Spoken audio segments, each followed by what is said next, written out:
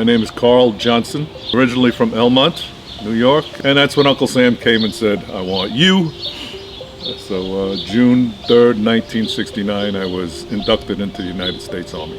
I landed in Benoit Air Force Base in Vietnam. The United States was tired of being in that war. I was with the 8th Battalion of the 1st Cavalry Division, which is this patch right up here.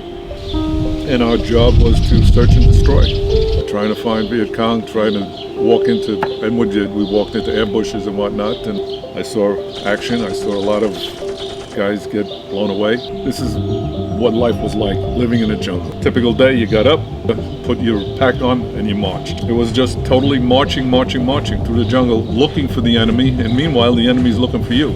We're invading their territory. Right. I mean, it's like here, if you and I were having a war, we were enemies, and you don't know this area, I know where to hide. And they lived in the jungle. They knew the jungle. On April 27th, 1970, I lost 3 of my best buddies in a firefight. That's where you hear the enemy's firing at you. You hear brrrr, and boom, and then our men were getting hit on the left-hand side where my 2 buddies were. That were the M60 machine gunner and the assistant gunner.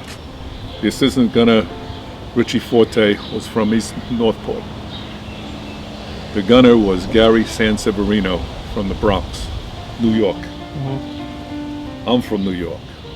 The 3 of us palled around because we could talk a lot about home, you know, Jones Beach and the city and the Bronx and whatnot, so we had a lot in common. Every time we had a stand out where we would rest and eat together. And the medic, for some reason, he liked hanging around with us New York guys. Me, this is Gary, Richie, and Doc.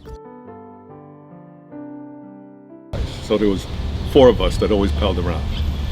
After that day, I was the only one left alive. Gary got hit with I think it was an RPG, which is an explosion where they have a rifle with a grenade on the end, they shoot it at you. Richie got shot across the chest. And the medic, Doc, went out, crawled out in the fire to work on Richie, and he got shot and killed.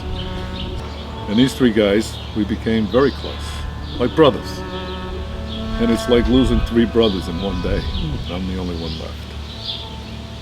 I swore I would never get as close to another brother in that combat zone as I did those 3 guys, and I didn't.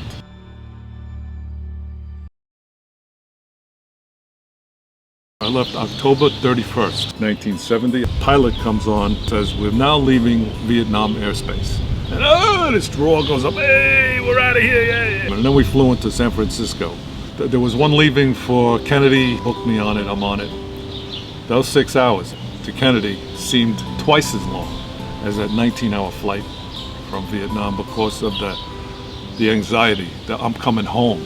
I'm gonna see my family. I made it. I surprised him. I remember walking into that house from afar, and I had my uniform on and everything. He says, look who's home.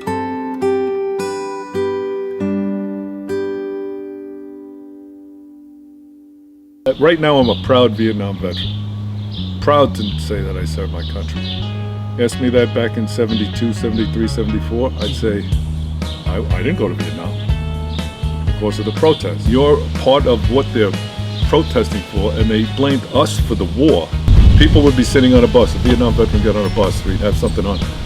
People get off the bus. Vietnam veterans were not winners.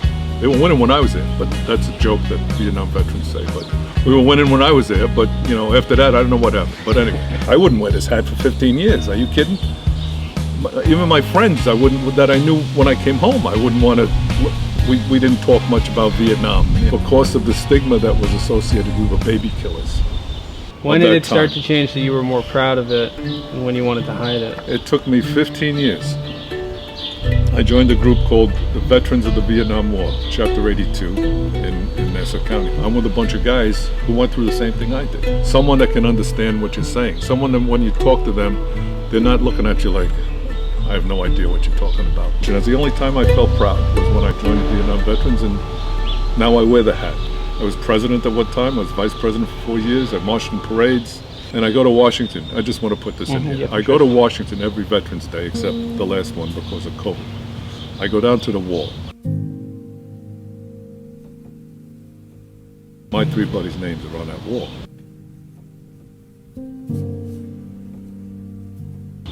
So I go down and pay my respects. every Veterans Day for the last 25 years.